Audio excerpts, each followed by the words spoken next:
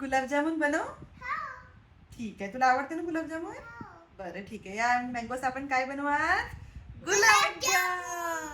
तुम्हाला सुद्धा हे गुलाबजामुन बनवायचे असतील ना, तर काय करायचं, पातेल्यामध्ये 1 वाटी साखर घ्यायची, 1 वाटी पाणी टाकायचं, असतील तर केसरच्या काड्या टाकायच्या आणि मस्त 1 तारी पाक तयार करून घ्यायचा आहे. आता लगेच मी इथे छान पिकलेला एक आंबा घेतलेला आहे आणि त्यामधला सगळा गर काढून आपल्याला मिक्सरच्या भांड्यात टाकायचा आहे. थोडीशी साखर आणि दूध टाकून मिक्सरमध्ये फिरवून छान प्युरी करून घ्यायची. तर 1 वाटी ही प्युरी तयार करून घेतलेली आहे.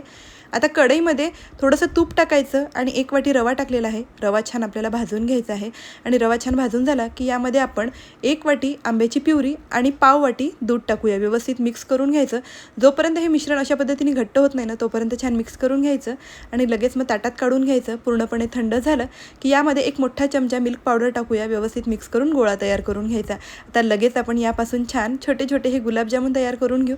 सगळे गुलाबजामुन तयार झाले की गरम गरम तेलात किंवा तुपात तुम्ही गुलाबजामुन छान फ्राय करून घेऊ शकता. आणि बघू शकता मस्त गुलाबजामुन फ्राय झालेले आहेत. आता इथे आपला पाक पण तयार झाला आहे. त्यामध्ये मी थोडीशी वेलची पावडर टाकली आहे. तयार केलेले गुलाबजामुन टाकायचे. छान आपल्याला हे मुरू द्यायचे आहे आणि बघू शकता मस्त आपले आंब्याचे हे गुलाबजामुन झालेले आहेत तयार. तर मुलांसाठी म्हणा किंवा घरात सगळ्यांसाठी तुम्ही हे गुलाबजामुन नक्कीच ट्राय करू शकता. खूप छान झालं.